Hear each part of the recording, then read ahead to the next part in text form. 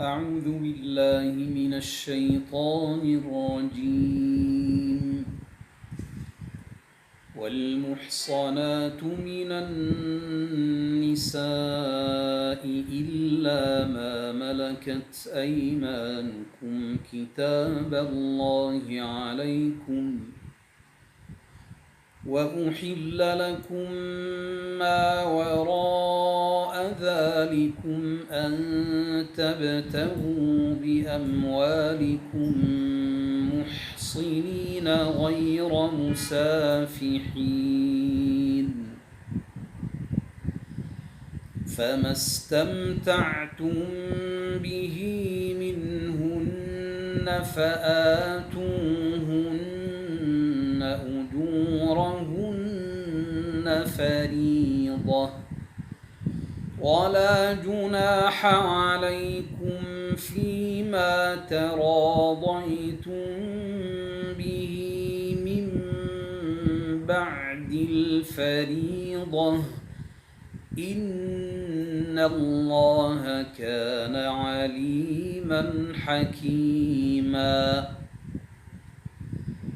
ومن لم يستطع منكم طولا أن ينكح المحصنات المؤمنات فمما ملكت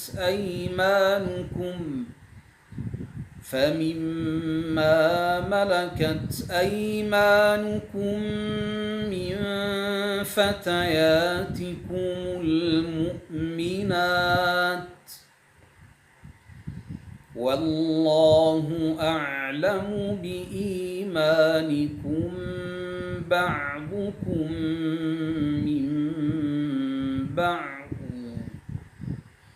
فانكحوهن بإذن أهلهن وآتوهن أجورهن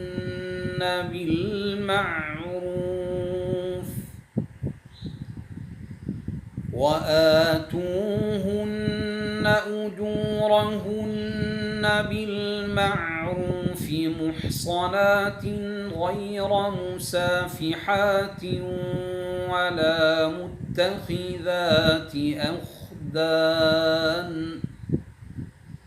فإذا أحصن فإن أتين بفاحشة فعليهن نصف ما على المحصنات من العذاب، ذلك لمن خشي العنة منكم، وأن تصبروا خير لكم، والله غفور رحيم.